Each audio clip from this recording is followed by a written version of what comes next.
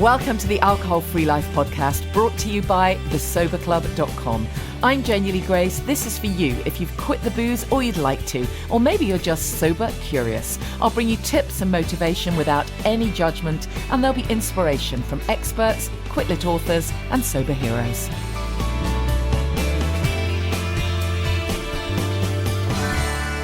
Hi and welcome to the podcast. I hope you're well. We had a fantastic time at our Sober by the Sea event last weekend in funky Southend in Essex. It was just such a great day. That's kind of what I've been thinking about all week. So we had such a lovely time. And I got the most amazing review in just now, so I thought I'd read this to you. One of the participants said, I attended Sober by the Sea out of curiosity, and this time curiosity did not kill the cat. It was a revelation. Janey was warm, friendly and very knowledgeable. The atmosphere was non-judgmental, and the activities, especially the vision boards, were fascinating, and the results at times were surprising. I was lucky enough to be with a great group of women. The real-life connections were incredibly important, and the combination of all these things led me to come away inspired and energised. And a special mention for the lovely venue, literally by the sea, and Janey's daughter's fantastic vegan chocolate cake. Do it. I promise you won't regret it that you did. That's from Claire. Thank you so much, Claire. Yeah, we really did have a great day. And yeah, the vegan chocolate cake was super good.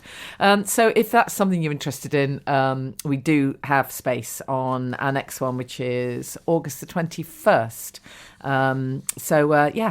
Check that out.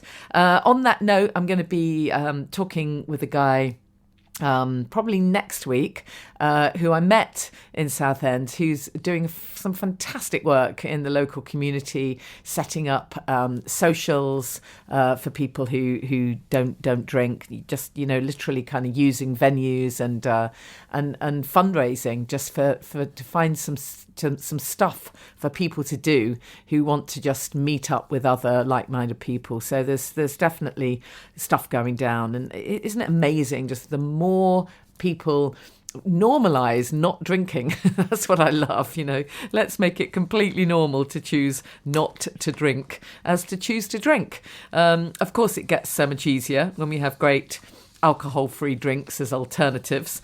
This week, I want to tell you about a completely new alcohol-free drink that I've come across, which is it's so unique. I was so impressed because obviously there are lots and lots of alcohol-free beers on the market. There are lots of alcohol-free wines and fizzes, and lots of spirits. But Bemuse drinks have done something really completely different. They launched in June, I think it was. I think they're very new as a kind of startup in the low no bev alcohol sector is where they launched at a trade show, and they're already on the drinks menu of one of the most established London restaurants, Franco's.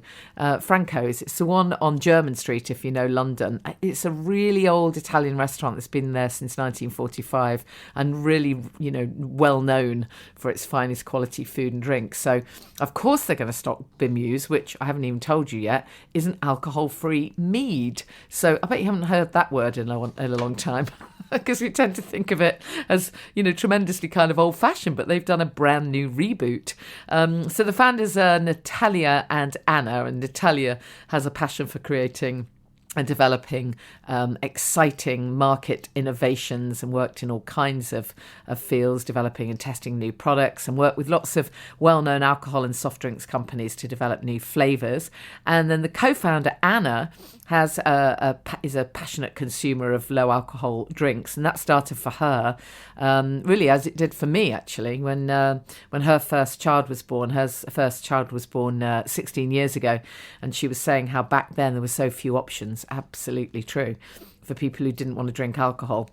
So Natalia and Anna together decided to look at the market really creatively, and rather than adding another no or low alcohol beer or spirit, they decided to create a completely new drink experience. So they've revived this ancient drink. It is an ancient drink, isn't it? But reinvented it with this modern and appealing kind of twist. So Bemuse, as they say, is a story of two passions combined. It's a low alcohol sparkling sparkling mead, completely new drinking experience, and some really great flavours. Obviously, when you think of mead, obviously honey is the taste that you think of is the sweetness in it. And they've got a raspberry flavour. They've got a tarragon, basil and hops sparkling mead, a hops-infused sparkling mead. And the one that I am really loving is the ginger and cardamom sparkling mead with apple blossom honey. It is super nice. It's a really unusual drink. So I'd urge you to check out bemusedrinks.com. And we're going to have a competition as well to give some away. So there's a good kick-off for today's podcast, a recommendation for a great alcohol-free drink that you can try out. You know my phrase. If it's your first time listening to the podcast, I'll deliver it to you again. Keep the ritual, change the ingredients. Don't do that thing of saying to yourself, well, I'm not drinking alcohol, so you know what? I'll manage with a warm orange juice. I'll manage with a cup of tea. I don't think you will for very long, because your little inner toddler will get very frustrated when other people are having nice, innovative drinks. And it doesn't have to be an alcoholic replacement. It can be, as I say, something unusual. There are so many amazing choices. So find yourself something that works. The Bemuse cans are really pretty, by the way, really nice packaging. So I've mentioned Sober by the Sea. I've told you how to get in touch if that's of interest to you. Must remind you that there's another date at Champneys as well in September. I think there are still places on that. So if that's of interest, get in touch. What else was I going to tell you about? Oh, yet another article. I've had a big rant last week, didn't I, about the Michael Mosley piece. And yet another article. I don't have it in front of me, but the headline was something like a glass of, white wine delays the menopause. That was the headline, words to that effect. You can delay the menopause by drinking white wine. Do you know what? I don't think so. I really don't think so. That's all I'm going to say. Don't get me started. Oh, just don't buy this stuff. This is what kept me stuck for so many years. Seeing those kinds of articles, I'd have loved that one. If it really is true, the amount of white wine I had, I shouldn't be hitting menopause till I'm about 80, because I think I've had my fair share. It's absolutely crazy. There's no doubt, by the way, just in case you are new to all of this, there's no doubt at all that drinking alcohol will make your menopause symptoms worse, both physically and emotionally. We talk a lot about the physical benefits of ditching the booze. You will over time notice that your weight will regulate. It might take a little while, won't happen in the first couple of months often. You absolutely will notice you sleep better. Again, might not happen for a little while. You will look better. You'll lose that awful kind of bloated look. Most people end up at least feeling as though they look younger, whether they do or not. Lots of you have heard me say that a friend I hadn't seen for ages thought that I'd had a facelift, which was a very nice compliment. God knows how awful I looked before I stopped. Your hair will get lovely and shiny, sober hair. You'll have loads more energy, and that's just for starters. But the emotional benefits, really just too many to even mention. And they go so deep, we can't even flippantly, mention them in passing, because they're just massive. You just become a different person. You become the person you're meant to be. That's what happens when you ditch the booze. You become the authentic you. If you've been someone who has been drinking too much, been drinking more than you want to, if you're someone who doesn't have an off switch and wakes, as I used to, at 3 a.m. with your little voice from your conscience just saying, what the hell are you doing to yourself? Just quit with this stuff. If you have that voice, then you've got to trust me. This is how you have the life you want. You step into the life you love. And it's through ditching the booze. So anyways, lots of you heard me say it lots of times. Many of the listeners to this podcast have been sober for years now. Many of my Sober Club members. I do have some people on day one and a few months in, and then we have many members who are 1, 2, 3 years sober. I think I've got one member who's 5 years sober. Because it's all about what's next, isn't it? It's all about what else can we do? What else can we add in? How can we help other people? There's a real kind of vibe of a giving back. So if you're new to all of this, you just got to trust me here. It is worth it. And this emotional piece, this knowing how to really take notice of your thoughts and get back in the driver's seat of your own life, leads me very nicely to introduce my guest this week, who is a woman that I came across. I feel as though I should have known her years ago, because we've kind of done a lot of similar things in our lives, certainly in terms of personal development, and we're both authors and speakers.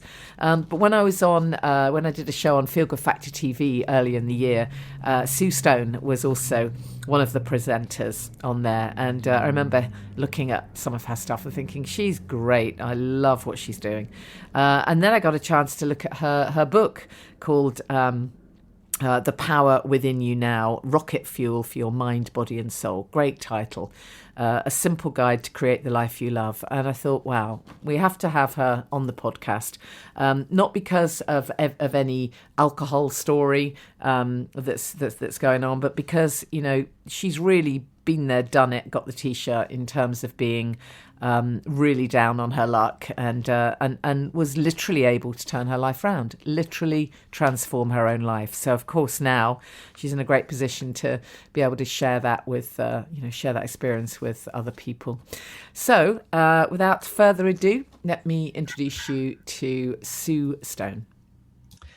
Hey, Sue, how are you? It's so lovely to chat to you. I mean, I know we're not exactly meeting in the flesh or anything, but Zoom, next best thing, eh?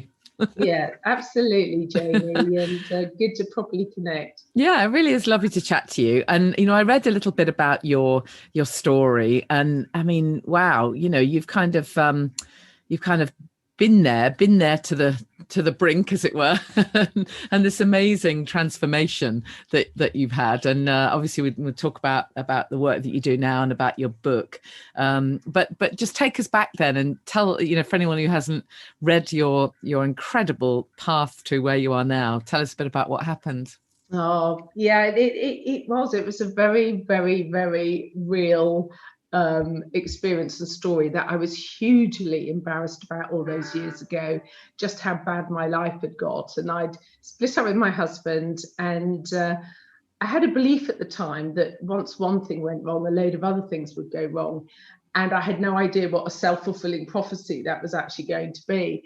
And things literally did go from bad to worse. And I was, trust me, I was doing it all wrong. I was getting credit cards to fund loans and loans to fund mortgages, desperately trying to keep things going, and had a car I couldn't afford, on high finance and all this sort of thing. And it was all just a built up of my married life of just trying to keep things going and then getting left with all the debt once we actually split up. So it was a very dramatic, fearful time of my life. And I mean, didn't you end up kind of down to your last tenner with that's what I was children to look after? Yeah. That was literally the turning point, when one day I realized I was maxed out on every single bank account I had, the credit cards and loans, and I couldn't get my hands on a single penny. And I raced to my bag and I had £10, and wow. That was it. That was absolutely the case. No idea where the next penny was coming from, and 3 young children to feed, and the bank about to repossess my home. So yeah, it was a bit of a scary time. I was consumed with fear and desperation. Just out of interest, do you still see, is that as prevalent now, do you think, for women and who find themselves just sort of maxing out credit cards? Do you think there's as much of that goes on? I don't know now, but in those days, I think, getting credit cards and things, but we all did it. It was like trying to just keep things going. My ex-husband was doing it. I was doing it. I guess I hoped things were going to get better. And it was all I knew what to do, and I was just using credit cards to survive. But it was my wake-up call. I know lots of people that live off credit cards, and I'm not going to judge anyone for that, because I've been, done it all. But I've never, obviously that was part of my big learning, is you get to the breakdown before you have the breakthrough. And I woke up and started researching ways to change my life. Yeah. So how did you get out of that? How did you get out of the funk then? Well, it was obviously the following day. I remember waking up, having a little cry and thinking, oh my God, how my life come to this? And thinking, but I knew at some level, I thought, right, Sue Stone, if you don't do something to help yourself, no one's going to do it for you. And I had to take some very practical steps. Obviously, I was speaking to all my creditors anyway. I wasn't ignoring them all. I had to get rid of my car, my very expensive car, which was on finance that I couldn't afford. And I bought, my sister gave me £200 and I bought a little A-registered Mazda. It was this green metallic wrap Mazda. I didn't even think you could buy a car that worked for £200. Yeah, but it had electric windows and automatic. It was amazing. And it was a hugely humbling and liberating experience. So I had to take lots of practical steps and talk to people. But my main focus was starting to realize and understand the power of our thoughts. I started studying quantum physics and all this sort of thing, and neuroscience, and just realizing that we get more of what we focus on in life. And I realized I was focusing on all the things I didn't want and all the things I was fearing and all the things I was worrying about. And at some level, our brain kind of filters that out. And you know, the laws of the universe come into play as well. And it was that making it my mission to work on myself, to work on my thinking, and start focusing on where I wanted to get to, not where I didn't. I mean, really, that was it, apart from the practical steps. And then go through that transition of personal change.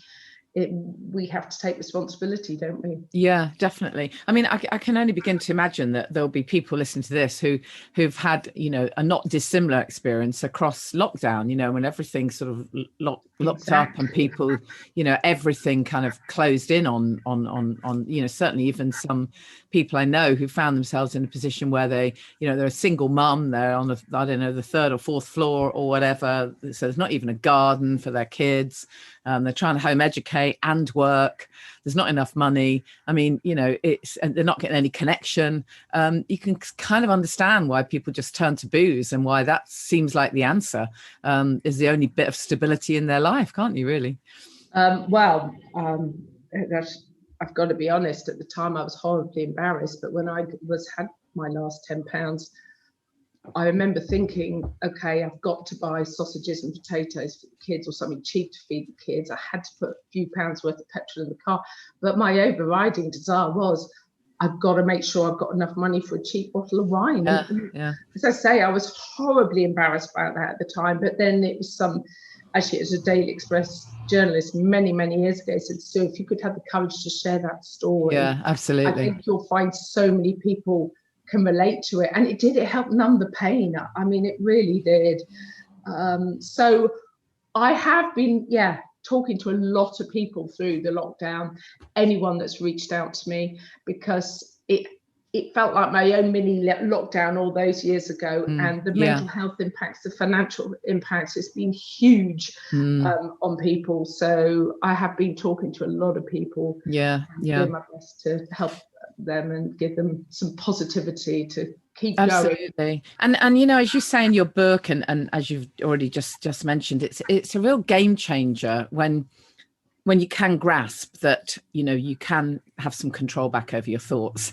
And you know, why isn't this stuff taught in schools? That's what always freaks me out. Why the hell aren't we learning that, you know, instead of the algebra that I'll never use? Wouldn't it be different if everyone, you know, was helped to understand that, okay, you've got a little voice in your head that tells you you're not good enough, you know, an inner critic or whatever, but you can actually take back some control.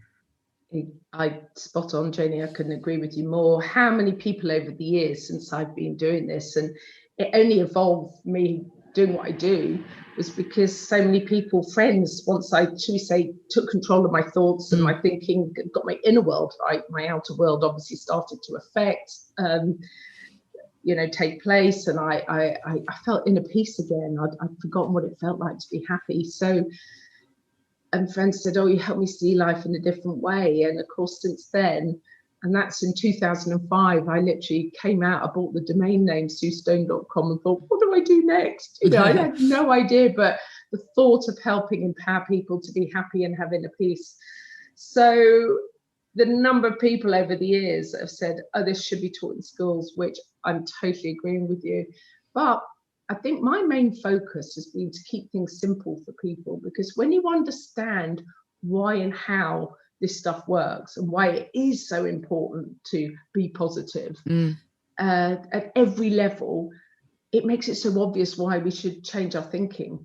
And it's not just about being positive and having lots of trauma behind, you know, it's dealing with the trauma and the dis-ease, of course. And we talk a lot about things that people can do, transformational tools to help. But I totally agree with you. I've made it a bit of a mission to spread the message to people, because if I can change my world around at every level, anyone can. I'm a single mum with 3 kids. Yeah, absolutely. So your book, The Power Within You Now, rocket fuel for your mind, body and soul. I love that. I love that strapline. It's great. A simple guide to create the life you love. So, you know, what do you mean by that expression then, rocket fuel? Well, it came to me actually, rocket fuel for your mind, body and soul. Woohoo. It came to me when I was walking across the back fields, and I just thought it's about giving fuel, you know, rocket fuel. We imagine this sort of real propelling your life into its greatness, and we can all do that, but we've got to work on our mind, our body and our soul really at every level. So I just explained through my book Quantum Physics Made Simple, which most people go, oh, what's that? But it's how we create our reality with our thoughts and our emotions. Neuroscience Made Simple, when we can very simply, people think, oh, it's in the genes, I'm hardwired that way. No, we're not. We now know we can create new neural pathways in our brain, and how we can do that. And it is very exciting. Anything is possible if we start to believe it, and we can. It is about propelling, or, you know, giving yourself the rocket fuel to propel yourself into your greatness. Yeah, absolutely. To whatever, but it just came to me. I like the fact that, you know, you mentioned you studied quantum physics and stuff, because, you know, obviously when we talk in this kind of terms, as it were, you know, there are people who'll be thinking, oh, for God's sake, you know, it's all way too woo woo, you know, and of course I can't manifest that I will, you know, have £1 million or whatever I want to manifest. It's just absolute nonsense. But actually this stuff is rooted in science, isn't it? It is. And that's what I love, is that I've got this, it's actually ancient wisdom that's been around since the beginning of time. Visualize it, feel it, see it, start to believe it, and take the inspired action towards your goals. Of course, quantum physics now backs up. And of course, as the years have gone by, we've now got the equipment to measure the electromagnetic waves and how our heart is so much more powerful than our brain and things. So it's the emotion behind the thoughts that we're having is the energy emotion. So when people say, oh, like you've just said, it's woo-woo fluffy stuff, I said, actually, no, it's not. It's worth putting, and science now has proven that everything is energy. And the other thing, just talk about woo-woo, which I love this, is that they've now proven that every single cell, for want of a better word, in our universe is connected to every single other one. They've proven that mathematically. So when people say we're all connected, we're all one, I used to think that was completely woo-woo, but actually it's true. We are all connected. And that's where the vibrational resonance comes in. Two things in vibrational resonance with each other are drawn together, that like attracts like and type thing, you know, absolutely call it the law of attraction these days. But and the indicator of the vibration you're on is the way you're feeling. So if we're feeling really fearful and low and desperate, unfortunately, vibrationally, we tend to draw to ourselves more things on that vibration. So it's so important to just feel gratitude for what is good in your life, rather than what we feel is what's lacking. And those were the simple steps I took, is focusing on the gratitude for the good, rather than, even though it felt like there wasn't much to be grateful for, that was my deliberate thing. This moment is all I've got. I might as well be grateful for the good in my life, not yeah it's a good starting point, isn't it, focusing on the blessings, because there's always something, as you say, that we do have. And it is all about how we react, isn't it? Because, you know, one an experience for one person might be completely different, you know, for another. I can't remember which guest I was interviewing, but we were having a whole conversation about Viktor Frankl's book, One Man's Search for Meaning, and you know, those kind of books are just you know, you read those kind of books and you think, oh my goodness, I could never be like that. I could never, you know, cope if things were bad. But it is all about how you sort out, you know, what's going on in your head, as you say. I love some of the chapters in the book. You talk about the your first chapter is never give up on your dreams. Why do we do that, do you think? Do you think we all start off having kind of dreams and stuff we want, and then over time it just kind of gets squished? I think I've seen this a lot, that you say, look at the children at school and they say, what do you want to be when you're older? And they want to be an astronaut, they want to be this, they want to be that. And then ask that same kid at 14 and, no, I don't know what I want to be, because they've maybe, I've seen it all the time, parents say, you'll never achieve if you don't do this. And or even teachers, dare I say, you're never going to make it in life if you carry on the way you are. And I know they're maybe trying to do it for the right reasons, but if people hear it enough that they're not good enough and they'll never achieve, unfortunately, that's what we absorb as a belief, and it's absolutely. in our consciousness. Yeah. So do you think it's a good idea then to, sorry, carry on. No, I was just going to say, it's about having patience, perseverance, just keeping going in life, one day at a time, doing something, one action step towards achieving your goals. But also my main focus, and has been for a long time, is I think I've only got the now, so I might as well really focus on being shall we say, the best version of me in the now, because this is the only moment we've got. And that was absolutely truly one of my biggest breakthroughs, was to realize that this moment right now, whatever's going on out there, why do I want to think about thoughts that make me miserable? Because this is the only moment I've got. I loved it when someone reminded me of that, and I can't remember who initially, you probably know who wrote the book and did the thesis, but this concept that actually, you know, a negative thought will only last about 90 seconds, and then you've actually got to recreate the next shit thought. so technically you can literally focus on, do you know what, okay, so I've just been in that place of fear or panic or worry or angst, but you know what, I'm going to choose a different thought now. But you have to be able to put the pause in and remember to choose the positivity. Yeah, and that is absolutely spot on. I always say you've got to learn to convert the inner critic to be your inner coach. And I used to be the expert at doing it all wrong.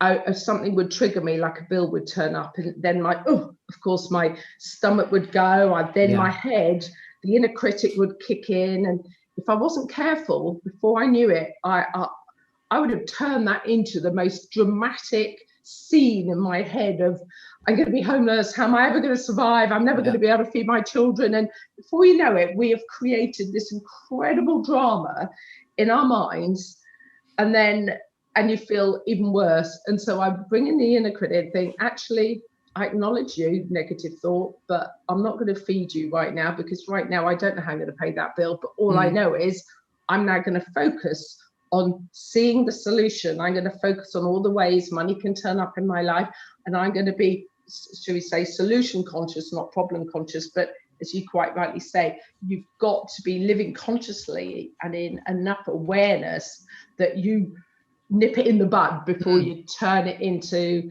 the drama.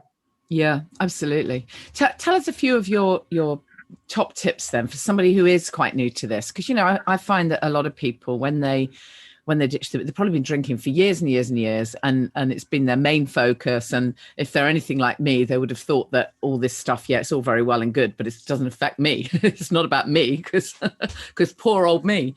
But, you know, if they are just kind of finding that they're emerging from perhaps drinking for years and years, and things are starting to make a little bit more sense, but they're in the really early stages of knowing how to do this stuff, you know, what would be your kind of tips for starting out? Don't forget, I still like my wine and I still drink my wine. But I would just point that out. It's not that I've stopped drinking. I haven't, but I don't drink for negative reasons. I still like, and have done. But I think whatever's going on in our life is be really mindful of what language we use, because people say, I'm bored, I'm depressed, I'm desperate. Every thought we think, every word we speak affects us at the quantum level. Yeah, absolutely. And is also heard by every cell in our body. So and we tell ourselves stories, don't we? It's really true. And the language we use. I had a client the other day actually who just kept saying to me, well, I've done all the work, I've read all the books, I've done all the courses, but I can't make it stick. And I don't know how many times she told me that. It has become her story, that she knows it all, but she can't make it stick. That was her story. One of my favorite phrases, it's no point knowing what to do, you've got to do what you know, and apply this stuff into your life. And it does take effort. I think the number one starting point, we've got to take 100% responsibility and want to change. I would say to people, never force anyone to come and see me. You've got to be ready to want to take responsibility and realize anything is possible. But if we want to be good at anything, we've got to practice and train. And this includes in our mind. And repetition sounds boring, but that's how we learn new things. I try and say to people, just see it, that you've got into the habit of thinking negatively. And it's just I try and explain it all, but even things like just waking up in the morning, deliberately focus on the things you've got to be grateful for. Yeah, absolutely. I was just about to ask you about morning routine, actually, because I do think that, when everything feels very negative, you nearly always find that people, if they're anything like I used to be, kind of crawl out of bed, and immediately the very first thoughts are, oh, everything's crap and I didn't sleep very well, or I'm hungover, or oh, this is going to be awful and that's going to be awful, and then you reach immediately for your phone or a computer, and then you're straight into everyone else's stuff, and in the current climate, if you switch on mainstream media, for God's sake, you're immediately in a place of absolute fear. So you can see why that's not going to be a great start to the day, right? Yeah, you've got to, if we carry on doing this, do you ever read any of Joe Dispenza's stuff? Because of course I mentioned in my book, he's a neuroscientist, great guy. He said, before you know it, your familiar past will be your predictable future, because you just keep doing the same old things. So we've got to start to do lots of little tiny steps in the now, lots of different tiny, changing a habit and doing something different. Just tiny steps. If we go into overwhelm, we don't do anything different because I think I'm never going to achieve that. But I think when we're in that sleepy state in the morning is when we're in what we call alpha brainwave state. And that is when the door is open to the subconscious mind. And that's a really powerful time to not go like I used to think, oh my God, what's today going to bring? It's going to be hell. To think, okay, I'd have little post-it notes by my bedside and just said, be grateful, think love, sort of thing. So I would deliberately plant thoughts of love for my children, even simple things like being snuggled up in my bed and warm, because my fear was I was going to be homeless, but I was not actually homeless. I've since met people that have actually been homeless. So, there's always someone worse off. The other thing, one little phrase right at the start that helped me so much was, my thoughts create my future. Now that was all those years back, long before I knew the power of this stuff. But my thoughts create my future. And I thought, wow, all I'm thinking about is, I'm visualizing is I'm going to be homeless. And I visualize myself on the side of the roads with my kids. So whatever it is, whatever is going on in anyone's life right now, if we've got to start to deliberately visualize what we want, not what we don't want. Absolutely. As Albert Einstein said, our imagination is our preview of life's coming attractions. Yeah, I love that phrase. I really do. Since training in NLP, there was one little. I know you've trained in NLP probably years. I haven't actually. I haven't done a single qualification in any of this. Okay, okay. Well, I'm sure you know the technique anyway. But for me, when I trained in NLP, one of the little techniques that made such a difference for me, such a little thing, and I share it with sort of all my clients, is what they call a clean setup, and it's just exactly that, really, that particularly when you wake up, it's a great time to do it, or just before a meeting or before anything important. And you actually just ask yourself, what do I want from this? What do I want from this day? How do I want this day to be? Or how do I want this meeting to go? Or whatever it is, question one. But question two is the really important one, which is, how do I have to be for that to happen? So it's that taking responsibility piece, because I used to do the what do I want piece, but I didn't used to do the how do I have to be for that to happen. But then I'd just get pissed off that said thing that I wanted hadn't come to fruition because I hadn't done the second one, which is how do I have to be? And then it really makes you think, well, actually, you know what? If I really want that, I'm going to have to be whatever, focused, positive, etc. And then the third question, just to finish off this exercise, in case NLP practitioners are listening and thinking she hasn't done it all, is you ask yourself, okay, what support and resources do I need in order to be that way, in order for that to happen? So yeah, it's great, isn't it, to have that those few minutes in the morning to yourself before you dive into the mayhem, really. Another little one I must just share, Janey, because obviously when I start to talk, of course, we go back into that time and it brings back, these are things I don't necessarily need to do anymore. I mean, I'm naturally programmed now and hardwired to be grateful. That's where I've been working for many years. But the other thing I learned off Zig Ziglar, he's passed away now, one of the traditional old American personal development guys. He had a book called See You at the Top. And what he would do, and I absolutely did it. If I'd wake up, even once I'd done a bit of gratitude, if I'd sit on the edge of my bed and still feel, oh God, having a moment of feeling a bit sorry for myself, I'd think, come on. And I'd sit on the edge of my bed. I wrote about this one in my first book, which is Love Life, Live Life. And I would clap my hands and go, goody, goody, goody. What exciting things has the universe in store for me today? Yeah, I love it. And do you know what? It shifted my energy straight away. I'd laugh at myself.